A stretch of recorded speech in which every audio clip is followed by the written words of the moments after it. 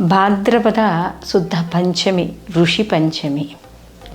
ఈ ఋషి పంచమి అనేది దీన్ని స్త్రీలు నోచుకోవడం అనేది జరుగుతుంది.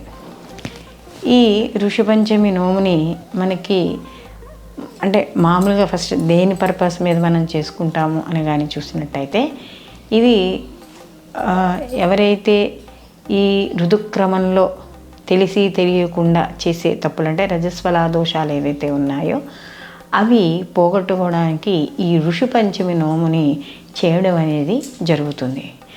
అయితే ఇక్కడ చాలామందికి కొన్ని భయాలతో చేసే తప్పులు ఉంటాయి.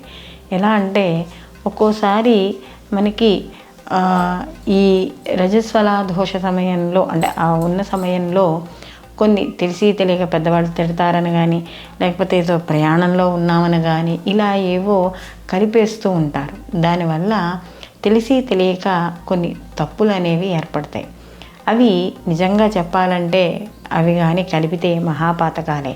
మరి అలాంటి వాటిని ఈ యొక్క దాని నుండి స్త్రీలు ఎలా బయటపడాలి అనుకుంటే ఈ ఋషి పంచమి నోము చేసుకోవడం ద్వారా ఆ దోషం పోగొట్టుకునే అవకాశం అనేది ఉంటుంది. మరి ఈ ఋషి పంచమి నోవుని ఎలా అంటే ఈ ఋషి పంచమి యొక్క నోవు యొక్క అసలు ఎవరిని కొలుస్తారు ఏమిటి అని కానీ చూసుకుంటే ఇక్కడ సప్త ఋషుల్ని కొలవడం అనేది జరుగుతుంది ఈ నోములో. అంటే ఇవి ఏవైతే ఋతుక్రమ సమయంలో చెయ్యకూడని పనులు కొన్ని ఉంటాయి మనకి.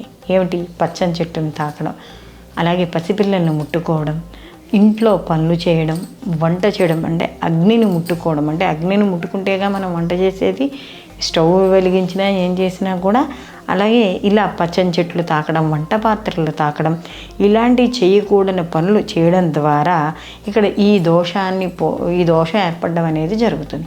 ఈ దోషాన్ని పోగొట్టడానికే ఈ ఋషి పంచమి నోముని చేసుకోవడం అనేది జరుగుతుంది. అయితే ఈ నోమును మరి ఎప్పుడు చేసుకోవాలి అని కానీ అనుకుంటే స్త్రీలకి ఈ నోము పూర్తిగా వారి యొక్క ఇబ్బందులు తీరిన తర్వాత ఈ ఋషి పంచమి నోముని చేసుకోవాలి. అయితే మరి ఎలా చేసుకోవాలి